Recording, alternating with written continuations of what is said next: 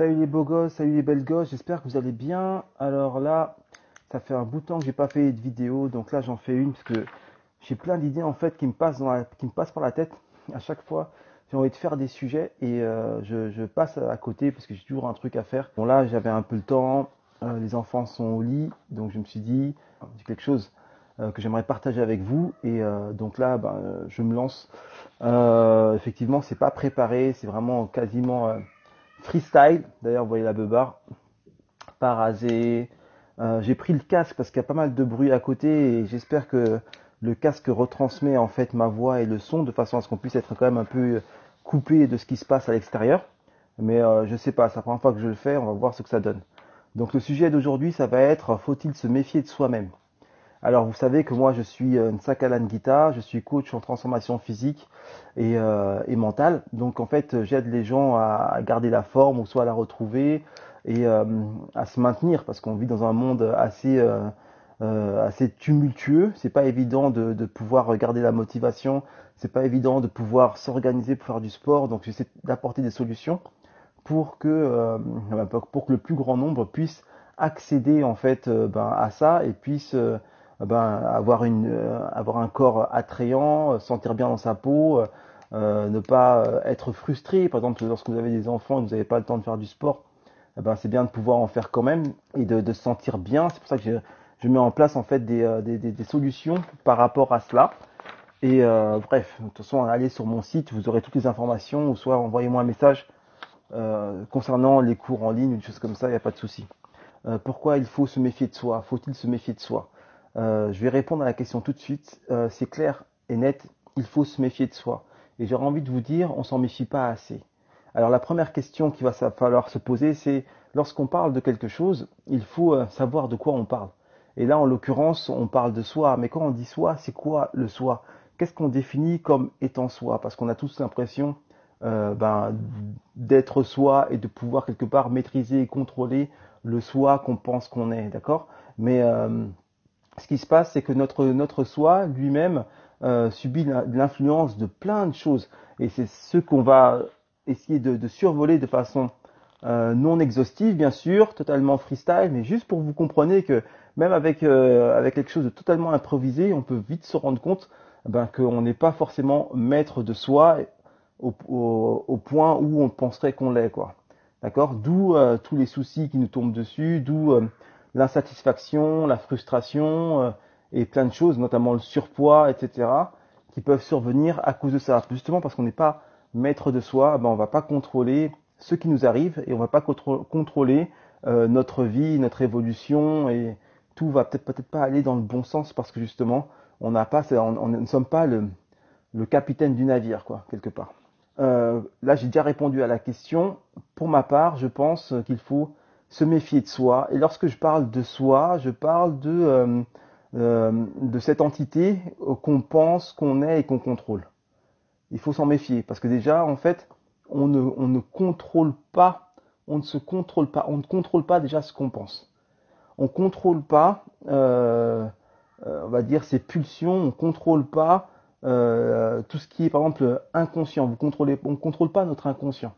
Notre inconscient, en fait, c'est la face cachée de nous-mêmes. C'est un sorte de fourre-tout où vient se mettre tout ce qui n'est pas directement dans notre conscience. Et il faut savoir que pour beaucoup de gens, l'inconscient contrôle 90% de nos actions. Donc, vous comprenez bien que quelque chose auquel on n'a pas réellement accès de façon directe, quelque chose qu'on ne voit pas directement, cette chose nous contrôle à 90%. Et cette chose est contrôlée et remplie en fait de plein d'éléments et de beaucoup d'éléments que nous n'avons pas forcément désiré y mettre. Donc déjà, rien que ça, vous pouvez comprendre que nous ne sommes pas les seuls maîtres à bord et que rien que pour ça, il faut se méfier de soi, en l'occurrence de notre inconscient. Maintenant, il faut comprendre que lorsqu'on a été jeune, on a été éduqué, c'est-à-dire que nous sommes tous issus de quelque part, de parents. Ces parents eux-mêmes ont reçu une éducation et qui est une sorte de, on va dire, de conformisme, quelque chose en fait qui a subi plein d'influences et qui s'est cristallisé dans cette éducation. Maintenant, cette éducation, euh, qu'on soit catholique, musulman, qu'on soit déjà religieuse, déjà elle varie, mais maintenant aussi même au niveau des valeurs, ça varie. Au niveau des points de vue, c'est-à-dire au niveau philosophique, comment toi tu perçois le monde, comment moi je perçois le monde, c'est des choses totalement différentes et c'est des choses qu'on nous a inculquées lorsqu'on n'était pas en âge de réfléchir et pas en âge de remettre en question les choses. Et toutes ces choses-là, ah ben, ça remplit notre inconscient, ça remplit aussi notre conscience, et c'est des choses en fait sur lesquelles on fonctionne parce qu'on fonctionne toujours sur des choses passées. On fonctionne avec des matériaux, on a besoin de matière. Le futur n'est pas tangible, n'est pas attrapable. On ne peut pas prendre le futur et composer avec pour créer quelque chose. Par contre, on peut prendre ce qu'on a, par exemple des expériences du passé, on peut les prendre, on peut se dire voilà, là j'ai fait ça, il m'est arrivé ça, donc je vais faire peut-être différemment, etc. Donc on va toujours essayer de composer avec le passé. Et le passé est fait en grande partie de cette éducation qu'on a eue lorsqu'on était petit. On nous a forgé, on nous a façonné, on nous a inculqué des choses. Et cette façon de voir des choses va grandement influencer notre présent et donc aussi notre futur. Nos choix, nos goûts, tout ça, c'est influencé.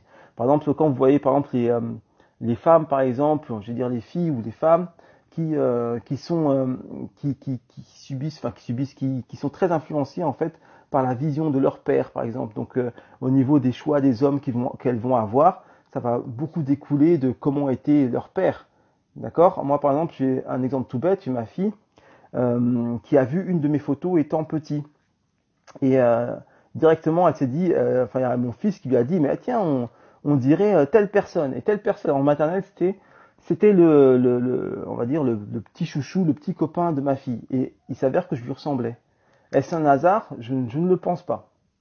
Vous voyez ce que je veux dire? Enfin, c'est un exemple tout bête, hein. Après, bon, faut pas commencer à prendre ça pour je ne sais quoi. Mais bon, c'est pour dire que les pères ont une très grande influence sur leurs filles et donc après, donc sur les choix que leurs filles vont faire par rapport à l'homme qu'elles vont choisir, qu'elles vont aimer, le style d'homme vers lequel elles vont tendre. Ça joue énormément. Après, il se peut très bien que les hommes, ça j'en sais pas, mais que les hommes soient influencés par leur mère, etc. Encore une fois, nous sommes influencés donc par notre éducation. Mais ça, c'est seulement un aspect, parce que par exemple, nous avons aussi, on va dire, ce qu'on appelle les programmations mentales. Hello, salut Nathalie, ça va? Nous avons les programmations mentales parce que nous vivons aussi, vous le savez, dans une société. Cette société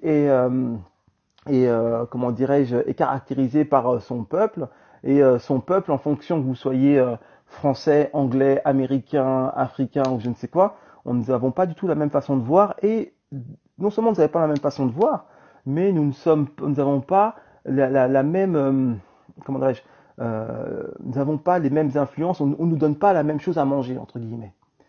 Ouais. Par exemple, moi, un exemple tout bête, je prends toujours des exemples hein, parce que pour que vous puissiez comprendre et que c'est très très simple. Moi, par exemple, j'ai toujours entre guillemets vécu en France jusqu'au jour où je suis parti en Angleterre. Et à l'époque, déjà en France, j'avais découvert une musique qui s'appelait la house. Et ça m'a beaucoup intrigué parce que je l'ai connue réellement très tardivement. Et puis après, lorsque je suis arrivé en Angleterre, eh ben, j'ai connu ce qu'on appelle la two-step. La two-step, en fait, c'est un style vraiment anglais. Et franchement, à l'époque, ça déchirait. Ça mélangeait en fait R&B avec des beats un peu électroniques, assez rapides et tout. Donc c'était beaucoup de mix. Et il y avait vraiment une ambiance du feu de Dieu. C'est-à-dire que vous arriviez dans n'importe quel store, n'importe quel magasin, shop, vous aviez du son. Vous alliez en boîte, vous aviez du son. Il y avait du son partout. En plus, moi, j'y allais pour le carnaval de Londres. Donc il y avait du son au carnaval de Londres. C'était un monde complètement différent. Pourquoi? Parce que je vivais en France et en France, eh ben, nous n'avions pas accès à cette musique, c'est-à-dire que les radios ne diffusaient pas cette musique. Ça veut dire que en France, c'est comme s'ils avaient eu, ils s'étaient coupés du monde. Ils se sont dit voilà, nous on diffuse ça. Et ce truc-là, eh ben, on n'y touche pas. On pourrait penser que les radios, que les médias sont impartials et sont influencés par le monde. Ah ben, en fait, non. Il y a un grand filtre et en fonction des pays où vous allez, eh ben, l'influence musicale sera totalement différente. Et c'est pas parce que il y a Internet, c'est pas parce que nous avons accès à tout maintenant que l'influence indirecte qu'on a via la télé, via la radio, eh ben, va retranscrire la richesse mondiale. D'accord? Vous changez de pays, les radios ne diffusent pas les mêmes musiques. Il y a carrément des styles musicaux que vous ne connaissez pas, que vous êtes susceptible d'adorer, comme moi j'ai adoré la two-step et puis après la house, etc. Je ne connaissais pas. Il a fallu que j'aille en Angleterre pour connaître. Vous allez aller, par exemple, avec une amie à moi qui était partie en Espagne, et elle me disait il y avait tel style musical, pareil, elle connaissait pas, elle avait découvert, etc. Et coucou lui, Luis Michael, salut. Donc elle avait découvert ce style-là, un autre style, et donc en fonction du pays où vous allez, l'influence, ça c'est un exemple. On a pris un exemple de la musique, mais ça après, je pense que ça peut se reporter sur plein de choses, sur la nourriture, sur des opinions, sur une façon de voir le monde, sur une philosophie qui sera totalement différente. C'est pour ça qu'on dit que parler plusieurs langues, eh ben, par exemple, ça forge et ça permet d'avoir une vision beaucoup plus objective. Hein, parce que en fonction de chaque langue a son univers, chaque langue a sa culture, chaque langue a ses influences du passé, etc. Donc plus vous allez parler de langue et plus vous allez pouvoir avoir la vision de chaque pays et donc vous aurez une vision beaucoup plus riche, d'accord? Donc voilà, donc en fonction du pays où vous êtes, vous n'allez pas subir la même influence, vous n'allez pas être programmé de la même façon et tout ça aura une influence, bien sûr, que ce soit l'éducation, que ce soit l'influence des médias ou l'influence de votre pays, de votre nation.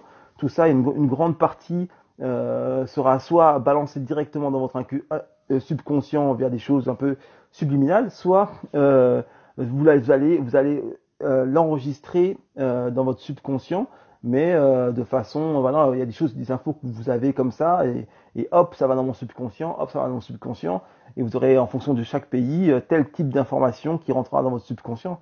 C'est pour ça que entre personnes d'un même pays, on se comprend en fait, parce qu'on a subi la même influence, on a subi les mêmes choses, on a eu les mêmes influences, donc on fonctionne un peu pareil, d'accord? Tout ça, une grande partie va dans votre inconscient, et cet inconscient, il faut savoir que vous savez pas vous savez pas du tout de quoi il est fait, et cet inconscient vous contrôle à 90%. 80-90%. Vous imaginez? Donc comment voulez-vous avoir confiance en vous-même? C'est-à-dire quand je dis confiance en vous-même, je ne parle pas d'estime de soi, je ne parle pas de oui, je suis capable. Bien sûr, on est toujours capable de faire des choses, on est capable de se transcender, bien sûr, il n'y a pas de souci. Là, je parle de tout de suite, je parle d'objectivité par rapport à soi, et dans le sens où il ne faut pas se leurrer, il ne faut pas croire qu'on nous sommes les maîtres du navire, nous ne sommes pas les seuls maîtres à bord. Les influences qu'on a et tout ce qui a rempli notre subconscient contrôle en majeure partie notre propre navire. Donc à partir du moment où vous en avez conscience, déjà, vous êtes déjà un peu plus capitaine à bord. Si vous n'en avez pas conscience et si vous pensez que vous êtes le seul maître à bord, déjà vous êtes cuit, quoi. Enfin, vous êtes parti dans un délire qui n'est pas réel, vous êtes en train de vous mentir à vous-même et donc vous subissez d'autant plus de plein fouet cette influence et ce contrôle qui fait que vous n'êtes plus réellement aux commandes. D'accord? Ça va aussi découler sur ce qu'on appelle des blocages internes ou des chaînes, c'est-à-dire par exemple tout ce qui est pensée limitante, des croyances, tout ça issu par exemple de l'éducation des parents, issu de l'influence nationale, issu de plein de choses, tout ça en fait qui remplissent notre subconscient, ça va vous créer en fait des blocages, des chaînes. Voilà, on est tous, par exemple, pas égaux face à la nourriture, par rapport à la façon dont on voit la nourriture et par la façon dont on a été éduqué par rapport à la nourriture, par rapport au choix. Dans toute notre enfance, on n'a pas choisi ce qu'on mangeait, on présentait des choses. Et par exemple, moi je vois, lorsque mes enfants étaient en maternelle, ils recevaient beaucoup de produits en fait qui venaient je sais pas si c'était des laboratoires, enfin vous voyez des produits un peu genre Nestlé, des trucs comme ça. En fait c'était des produits, je pense que l'école recevait gratuitement de façon à ce que on les offre aux enfants et donc pour quelque part éduquer leur goût. C'est des produits qui n'étaient pas forcément sains, c'est des produits très sucrés ou soit très salés Et vous voyez, c'est des snacks, enfin des choses comme ça, ou même des briques de lait, enfin bon, tout ça en fait c'est une façon en fait d'éduquer les gens parce que les enfants sont après des futurs consommateurs. Et donc encore une fois, vous voyez l'influence de l'éducation, l'influence des idées qu'on va lancer par rapport à la nourriture, du goût auquel on va nous accoutumer, tout ça va faire par exemple que les enfants qui en ont consommé beaucoup vont être portés à manger ce type d'aliments qui n'est pas sain, puisqu'on n'est pas dans des produits bruts, nous sommes dans des produits hautement transformés et hautement sucrés, bon bref, vous m'avez compris. Et donc, il ne faut pas s'étonner après par la suite qu'il y ait des soucis alimentaires, des soucis de poids, parce que justement, ils ont été éduqués, formatés pour consommer ça. D'accord? Et ce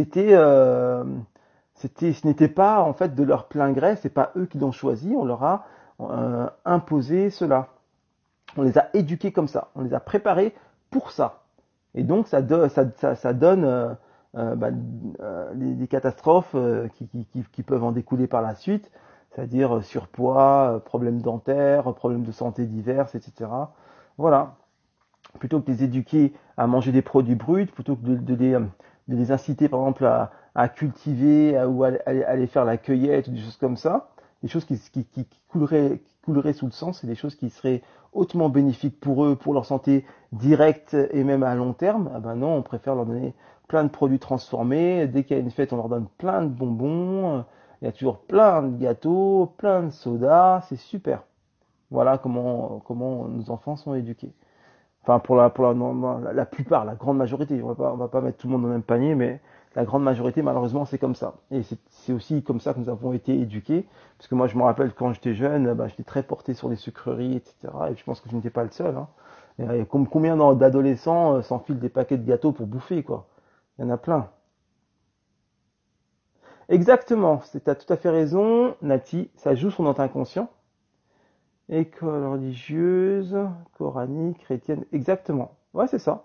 Ça joue sur ton inconscient. Alors, ça joue sur ton inconscient, ça joue aussi sur ta conscience parce que ça formate aussi ta façon de voir les choses, tes choix, parce que tes choix deviennent conscients. Lorsque tu dis, ouais, moi j'aime pas ça, je veux ça, c'est conscient. Même si ça peut venir de l'inconscient, mais après ça devient conscient. Mais c'est ce choix-là, quelque part, que tu penses être conscient, eh ben, c'est un choix qui t'a été, qu'on t'a légué.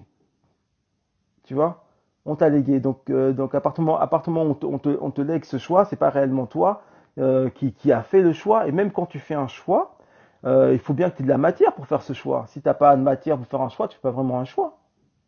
On peut te faire croire que tu as le choix. On peut te faire croire que c'est toi qui as fait le choix. On peut te faire croire que c'est toi qui désire ça, tu vois. Et ça restera quand même du contrôle. C'est pas toi qui est aux manettes en fait au final. Donc voilà, il faut prendre conscience de ça pour pouvoir espérer transcender tout ça un jour, enfin un jour oui, dans un avenir proche. Après bon, là je fais un peu un bilan, je fais un peu un bilan de non exhaustif bien sûr de tout ça. Je vais essayer de donner une solution après par la suite, enfin moi ce que je pense être une solution pour s'en sortir, pour pouvoir aller mieux au fur et à mesure et pour pouvoir grandir et s'épanouir. Mais pour l'instant, là, on est dans ce qui nous tire vers le bas. Là, j'ai noté aussi, par exemple, alors, voilà, par rapport au groupe, par exemple, vous avez aussi le désir, par exemple, d'appartenir à un groupe. Alors, comme je vous ai dit, par exemple, au niveau de la conscience nationale, etc., nous sommes des animaux grégaires, l'homme est un animal grégaire, on a envie d'appartenir à un groupe, et pour appartenir à ce groupe, il y a des codes, donc on va rentrer dans des cases, rentrer dans des codes pour pouvoir être accepté, parce qu'on ne peut pas supporter de ne pas être accepté, et donc pour ça, déjà, il y a formatage. Voilà. Donc, comme je dis, faut-il se méfier de soi? Vous voyez encore une fois qu'effectivement, il faut se méfier de soi parce que le soi n'est pas celui qu'on pense être aux commandes. Et c'est dans ce sens-là qu'il faut se méfier de soi. C'est pas nous qui contrôlons. Parce que je veux être accepté, je vais me plier à certains codes, à certaines lois, pour me faire accepter. Donc, est-ce que c'est vraiment moi qui suis aux commandes? Est-ce que c'est vraiment ce que je veux profondément? Est-ce que c'est ça? Faut se poser la question. C'est peut-être ce dont j'ai besoin pour pas me sentir mal, mais est-ce que c'est vraiment ce que je veux? Et si pourquoi je me sens mal? Est-ce que je me sens mal parce que c'est pas bien ou est-ce que je me sens mal parce qu'on m'a formaté? C'est une façon, c'est un blocage interne qui est issu d'un contrôle inconscient. Vous voyez ce que je veux dire? Donc du coup, j'ai pas tout compris à ta phrase, mais dans l'idée c'est ça. Après, il y a aussi le désir de plaire. Par exemple, vous voulez plaire à une femme, vous voulez quand vous voulez vous faire accepter dans un groupe, c'est aussi plaire à ce groupe. Donc pour ça, ben, il va falloir se plier à des choses. Et donc si vous pliez à des choses, est-ce que c'est vraiment votre volonté profonde de vous plier à ces choses? Vous voyez bien que vous êtes un peu tenu, quoi. On est un peu, euh, comment dire, on est un peu enfermé dans une boîte pour pouvoir, vous voyez, on n'est pas libre. Libre, pour moi, la liberté, c'est l'expansion, quoi. C'est-à-dire que tu fais vraiment ce que tu as envie de faire, et ce que tu as envie de faire, ça va pas forcément plaire au groupe. Voilà, la peur d'être seul. Exactement. Comme je disais, animaux grégaires, on a peur d'être seul. Et parce qu'on a peur d'être seul, on veut être accepté. Pour être accepté, on va se plier à des choses. Et le fait de se plier à des choses, déjà, ben, c'est pas toi qui es maître à bord. C'est pas toi qui as mis en place les choses auxquelles tu dois te plier.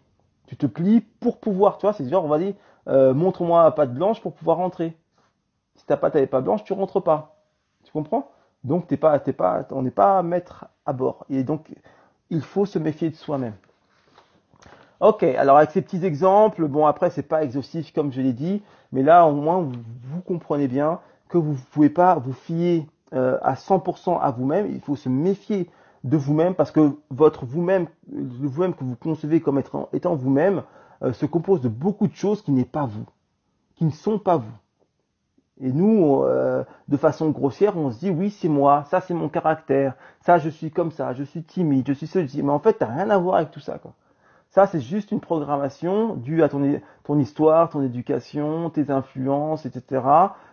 Tout ça, ça a fait que ça a donné ça, mais c'est pas parce que t'es devenu ça, c'est pas parce que voilà que t'es devenu ça que t'es ça. Tu n'es pas ça en fait. En l'occurrence, et à 100%, je suis à 100% sûr que tu n'es pas ça. Quoi que tu sois maintenant, tu n'es pas ça. Et le ça que tu es maintenant, ben, c'est une illusion, c'est quelque chose que tu penses être ça, mais en fait non, c'est pas toi qui es aux commandes. De ça qui est maintenant, il t'amènera pas vers ton épanouissement, il t'amènera pas vers ton bonheur. Donc du coup, il faut se méfier de ses choix, il faut se méfier de plein de choses, de beaucoup de choses, il faut se méfier. Moi, par exemple, j'ai eu la chance de côtoyer beaucoup de gens, ça m'a beaucoup appris. J'ai eu la chance de coacher beaucoup de gens, et il y a un truc, quelque chose qui m'a toujours frappé, c'est qu'il y a beaucoup de personnes que, par exemple, que j'ai pu encadrer ou que j'ai pu côtoyer, vous voyez, qui savaient pertinemment que une chose, par exemple, était bonne pour elles, mais ils allaient en sens inverse. Par exemple, on sait très bien que manger plein de chocolat, c'est pas bon, et pourtant il y en a plein qui peuvent pas se passer de chocolat. C'est un exemple. On a du mal à aller vers ce qui est bon pour nous.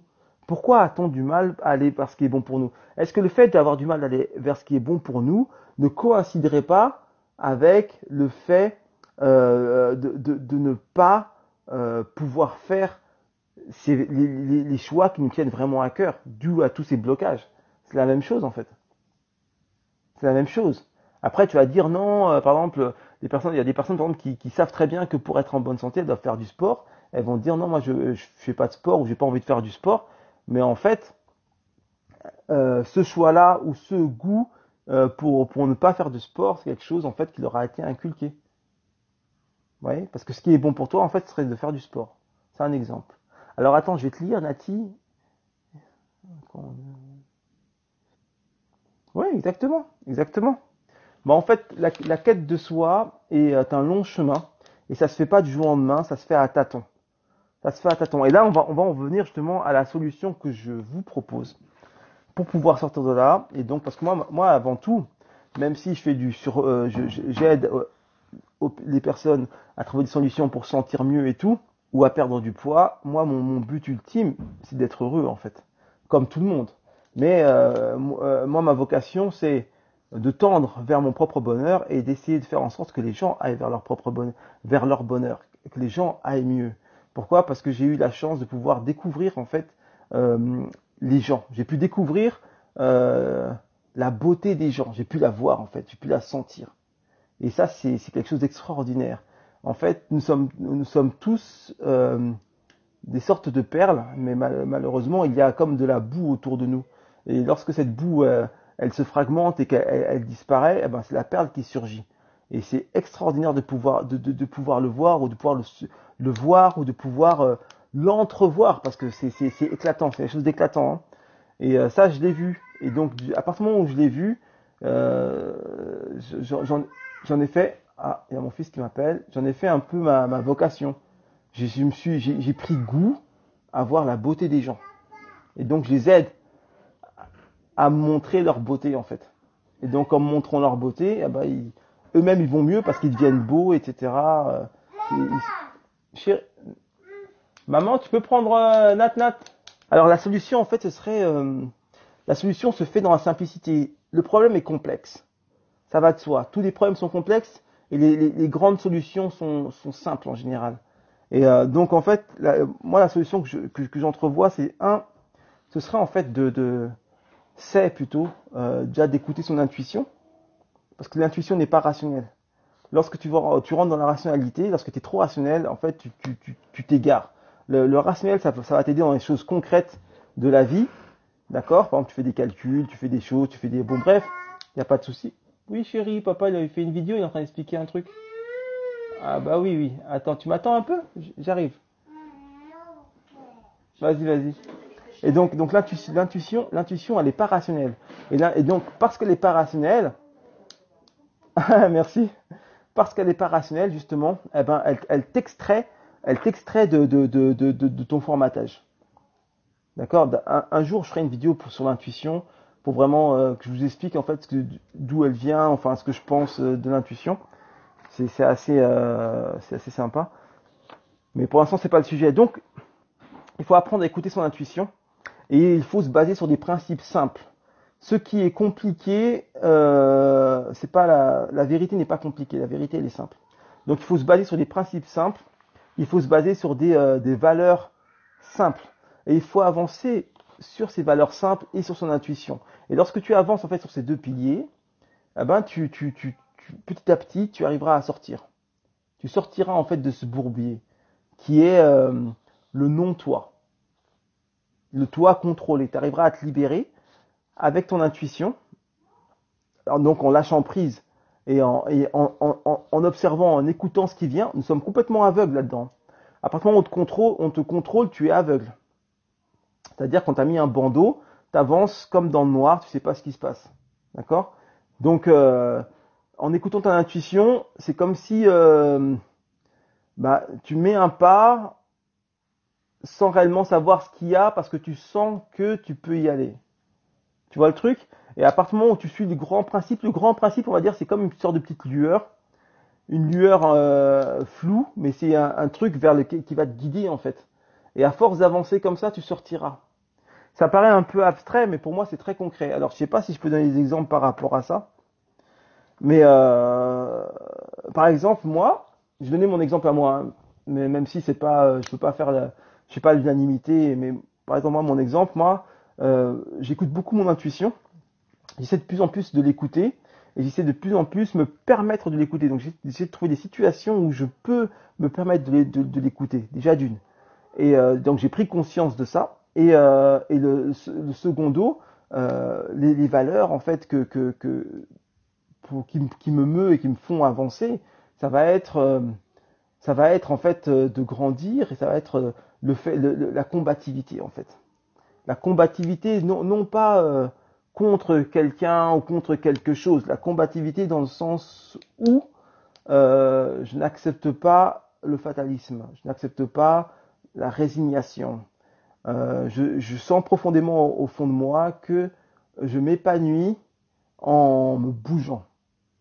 Lorsque je me bouge, lorsque je suis combatif, pas avec agressivité, mais quand je suis combatif lorsque mon esprit est combatif et lorsque j'avance dans un esprit, dans la circulation d'énergie, lorsque je remue les choses, c'est là où je me sens bien. Et c'est comme ça que je vais avancer. Alors, je vais avancer progressivement sans savoir réellement où je vais, mais le fait d'avancer avec cet état d'esprit et dans cette mentalité vont au fur et à mesure éclairer mon chemin et vont me permettre de sortir du brouillard. Vous voyez? Donc il faut, je pense, chacun va se trouver un peu ses principes, ces grands principes, ces grandes valeurs qui te meuvent, parce que tes grandes valeurs, c'est des choses qui sortent de ton âme en fait, c'est des choses par exemple, il y en a, c'est d'aider les gens, par exemple, il y en a, c'est de soigner les gens, enfin, chacun a son truc, quoi, mais t'as des grands principes qui collent avec toi. Et quand tu as trouvé un peu tes grands principes, eh ben, tu avances avec ces grands principes et t'écoutes ton intuition. Tu essaies d'écouter de plus en plus ton intuition, tu essaies de faire le silence. Il faut pas toujours parler, par exemple, il faut pas toujours être entouré de gens qui parlent. Les gens qui parlent trop, moi, ça me saoule et je les évite. Moi, j'aime bien me recueillir, j'aime bien... Oui, ok. J'aime bien me recueillir, j'aime me retrouver dans différentes activités et tout. Et ça te permet d'écouter ton intuition. Quand il y a trop de bruit interne, quand il y a trop de bruit externe, tu te coupes de ton intuition. Et après, bien sûr, aussi, il y a la nutrition qui vont accélérer en fait ton accès à ton intuition ou te bloquer ton accès à ton intuition. Donc ça, c'est aussi tout un travail. D'où l'important de changer son alimentation, le fait par exemple de faire du sport et d'oxygéner son esprit, ça va te permettre aussi d'oxygéner tes idées et donc d'ouvrir un peu plus de champ de ton intuition. Et tout ça en suivant ta ou tes valeurs directrices. Et là, comme ça, au fur et à mesure, tu sortiras. Tu sortiras du bourbier. Et donc, tu vas commencer à te réaliser, tu vas commencer à t'épanouir, tu vas te renforcer, etc. Et tu vas grandir. Ok? Bon. En tout cas, c'était cool de parler avec vous. Je pense que je referai une vidéo très bientôt, parce que moi, ça me plaît de parler avec vous. Je suis content d'avoir fait ce sujet qui n'est pas évident. Je ne sais pas si je l'ai bien fait, mais en tout cas, je pense que ça va donner du grain à moudre à pas mal de personnes, et notamment à moi-même. Et donc, avançons vers notre épanouissement, avançons vers notre bonheur, le bonheur personnel, et puis après le bonheur collectif. Et voilà, soyez magnifiques, soyez des perles, et flamboyez, éclairez, et brillez comme il se doit. Allez, à plus tard. Ciao, ciao.